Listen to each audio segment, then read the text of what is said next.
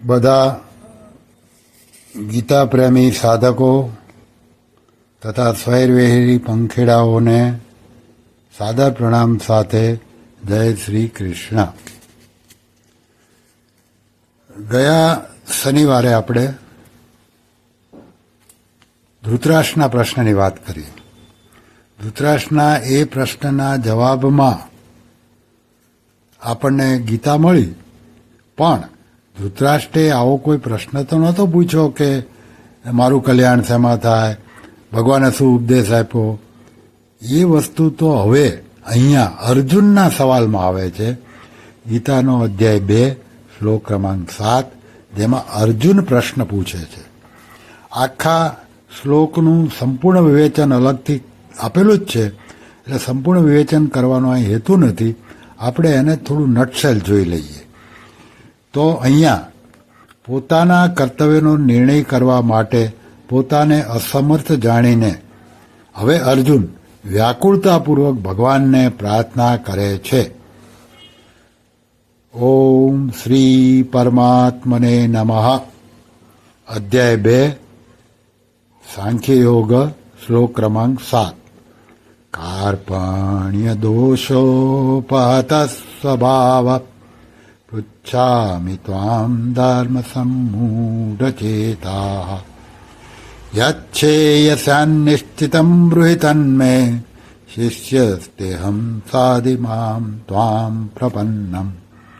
એનો અર્થ, કાયરતારૂપી દોષને લીધે તિરસ્કારને પાત્ર સ્વભાવવાળો તથા ધર્મની બાબતમાં મોહિત ચિત્ત થયેલો હું આપને પૂછું છું કે નિશ્ચિત રૂપે કલ્યાણકારી વાત હોય તે વાત મારા માટે કહો, કેમ કે હું આપનો શિષ્ય છું.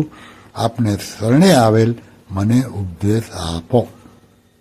આ પ્રશ્નના જવાબમાં જ આગળ ઉપર આપણને ભગવાનનો ઉપદેશ જાણવા મળે છે.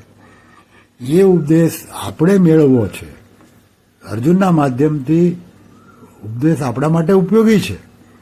એટલા માટે આપણે અર્જુન થવું પડે, અને એટલા માટે આ જે શ્લોક અત્યારે હું બતાવી રહ્યો છું કે અર્જુને શું કહ્યું, સવાલ કઈ રીતે પૂછ્યો. પહેલું, આમાં 4 વાત છે.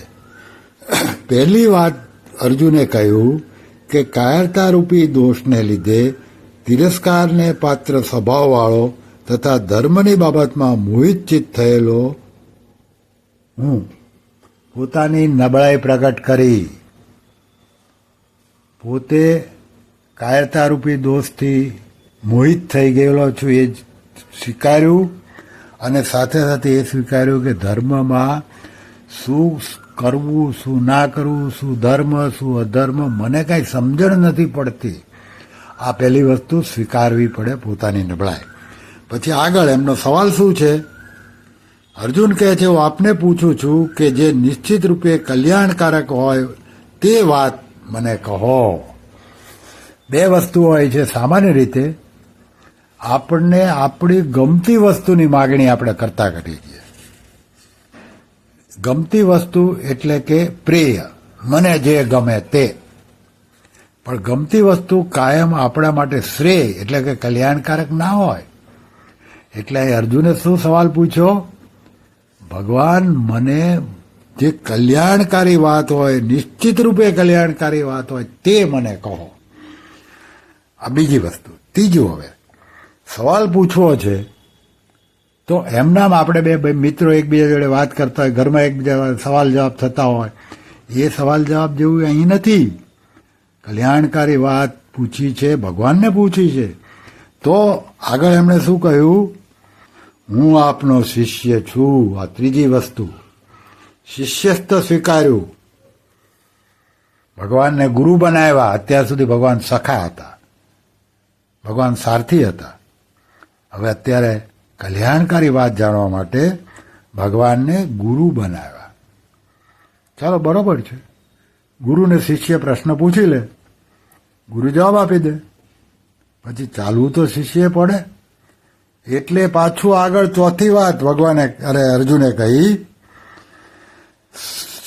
હું તમારે શરણે આવેલો છું, તમારા શરણે આવેલાને મને ઉપદેશ આપો.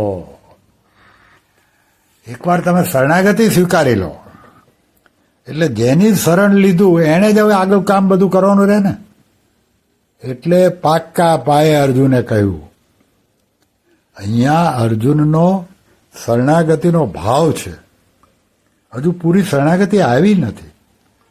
કારણ કે તરત જ ભગવાન શરણાગતિ સ્વીકારો પછી તો જેનું આપણે શરણ લીધું એ કેમ કરવાનું, એના બદલે અર્જુન તો તરત જ નિર્ણય કરીને કે હું યુદ્ધ નહીં કરું એમ કહીને બેસી જાય છે. એટલે શરણાગતિનો ભાવ છે, પણ શરણાગતિ હજુ આવી નથી. એ બધા ઉપદેશ સાંભળ્યા પછી છેલ્લે શરણાગતિ આવશે. પણ ભાવ તો છે ને, ભગવાન તો ભાવને જુએ છે. એટલે આ ચાર વસ્તુ આપણે કરવી પડે. અને ત્યારે આ ઉપદેશ જે ગીતાનો આપણે વાંચી રહ્યા હોય, સાંભળી રહ્યા હોય, એ આપણને સમજાય, વધુ સમજાય. ધીરે ધીરે સમજાય, સમજતા વાર તો લાગશે, પણ સમજાય અને સમજાય.